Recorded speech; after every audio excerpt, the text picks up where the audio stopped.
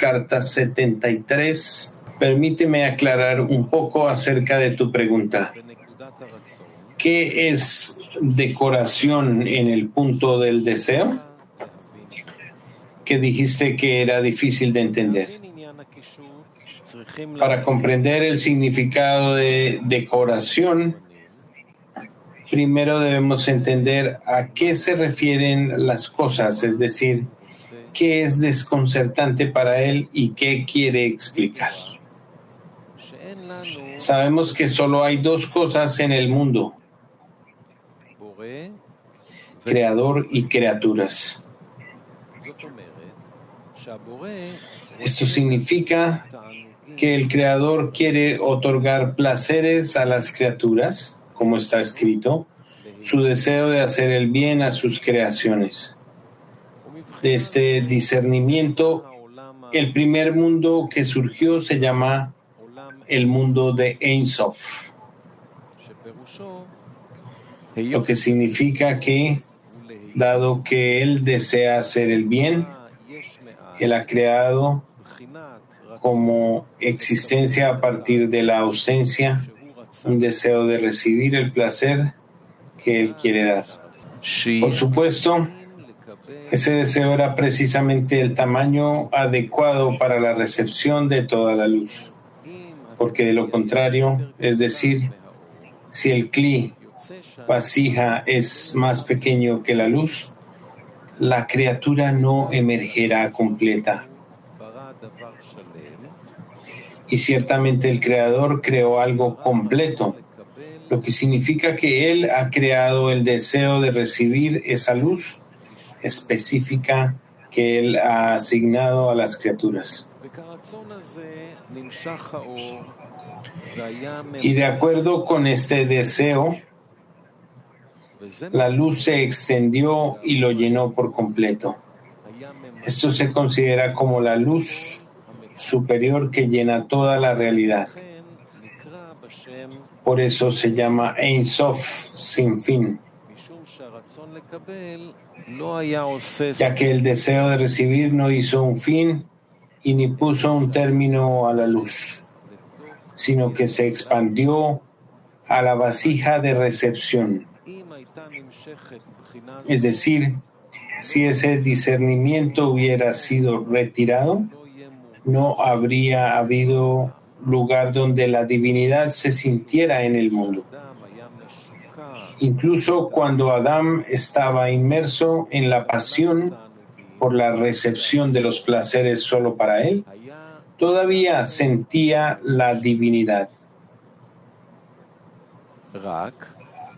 Solo una vez que tuvo el Tzimtzum, la restricción sobre la recepción con la intención de recibir para sí mismo, surge que quien está inmerso en la pasión no siente la divinidad.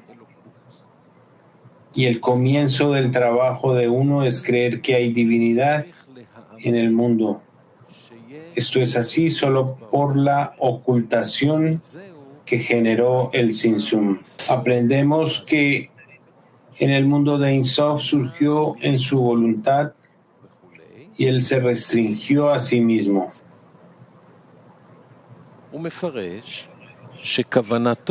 Él interpreta que con esto quiere decir que hubo un ascenso del deseo, ya que el deseo de recibir es opuesto al deseo de otorgar,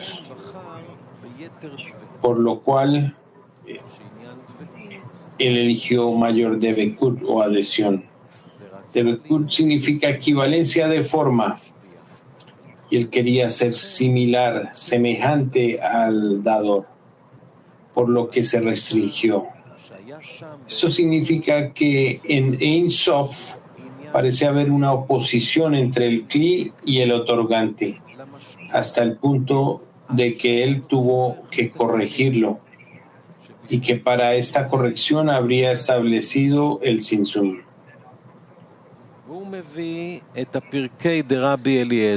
Presenta a Pirkei de Rabbi Eliezer, donde está escrito que antes de que se creara el mundo había Él y su nombre son uno.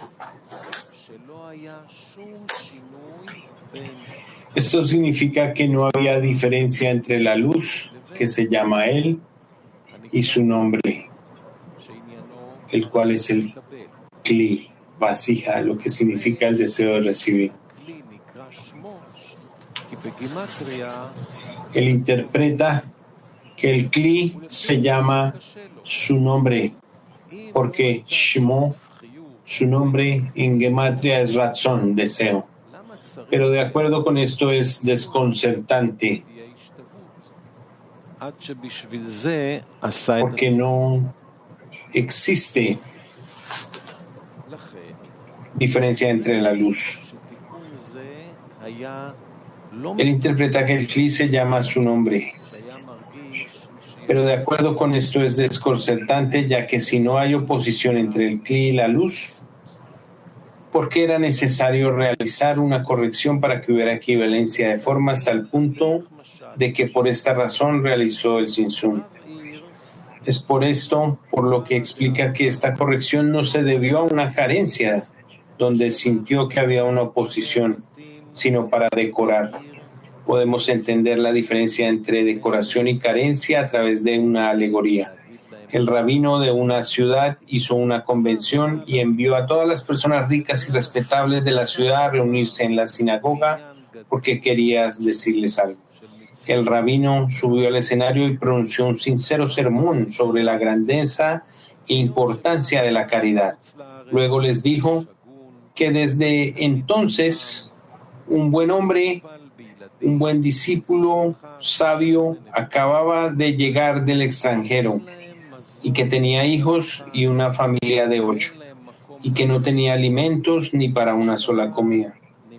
No tenía lugar para quedarse y que su familia ahora estaba en la sección de mujeres de la sinagoga, por lo que le gustaría que cada uno donara de su dinero aún más de lo que pudiera, porque era realmente una cuestión de vida y muerte que ya no tiene lugar para quedarse. Y el rabino lloró amargamente. Naturalmente, el pueblo de Israel es misericordioso y cada uno dio más de lo que pudo y recaudó miles de libras para esta familia, ya que todos sintieron la carencia y, por lo tanto, todos participaron en reparar la carencia que sentían. El año siguiente, el rabino reunió al poderoso y respetable pueblo de la ciudad y les dio otro sermón sincero, y lloró y suspiró tan amargamente que podría romper el corazón de uno. Les hizo saber sobre el mérito de la mitzvah, precepto de la misericordia, que a través de la misericordia saldremos del exilio y seremos recompensados con la redención completa. Luego les dijo que su esposa estaba en una boda de un hombre rico que venía de los Estados Unidos y ella vio allí que la esposa del hombre rico llevaba un pelaje costoso que costaba 3,000 libras y un anillo de diamantes que costaba otras 3,000 libras. Así que ahora estaba pidiendo que le comprara estas joyas por 6,000 libras. El rabino lloró amargamente y les pidió que se apiadaran de él y les dieran esa cantidad. No los habría pedido si no hubiera visto que el año pasado le dieron 6,000 libras por el pobre hombre para que pudiera sobrevivir con su familia. Y debía ser porque ellos tenían corazones misericordiosos. Así que les pedía esta cantidad de joyas para su esposa. Entonces estaban llorando y gritando: judíos, judíos misericordiosos.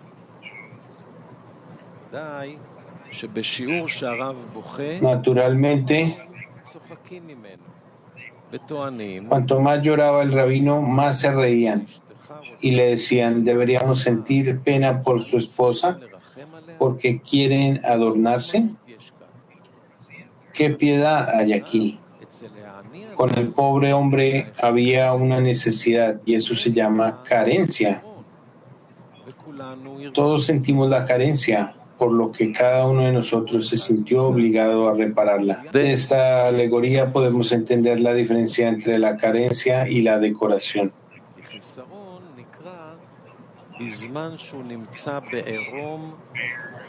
Una carencia es cuando está falto de todo y es indigente. Entonces puedes hablar de misericordia.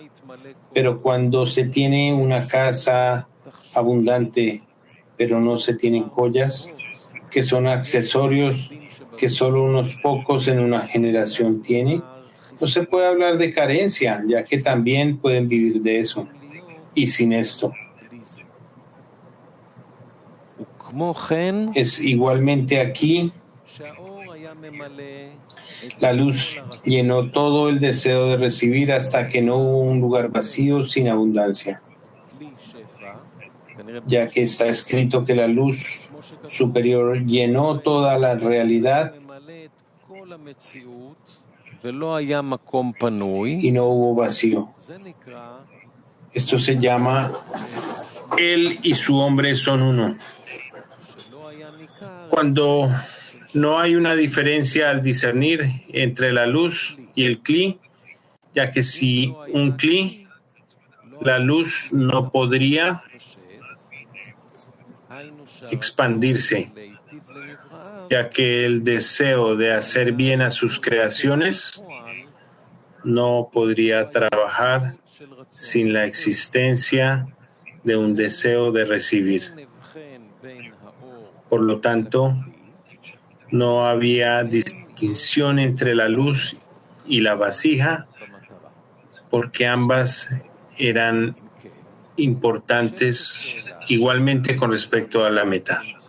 Esto plantea la pregunta, ¿por qué había un Tzimtzum? La respuesta a esto es que la restricción era para decorar. Esto significa que las decoraciones eran necesarias para mejorar el regalo. Aunque ahora tienen abundancia porque la luz llena todo el cli, todavía es posible mejorarlo, lo que significa que la recepción de la abundancia no se considerará como recepción, sino como otorgamiento.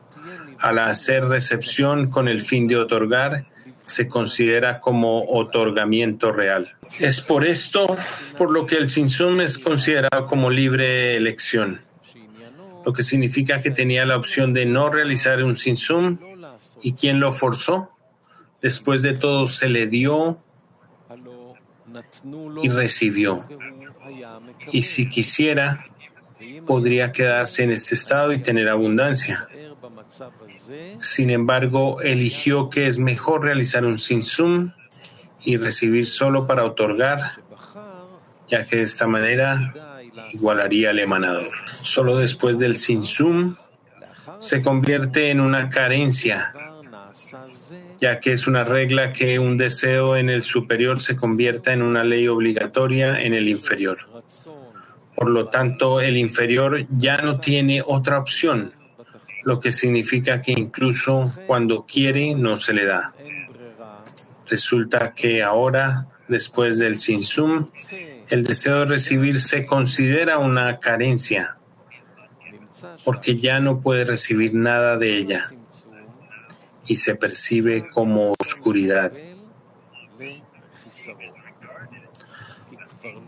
Solo cuando comenzamos a hacer cosas para otorgar, comenzamos a igualarnos en forma y comenzamos a salir de la regla del Tzimtzum.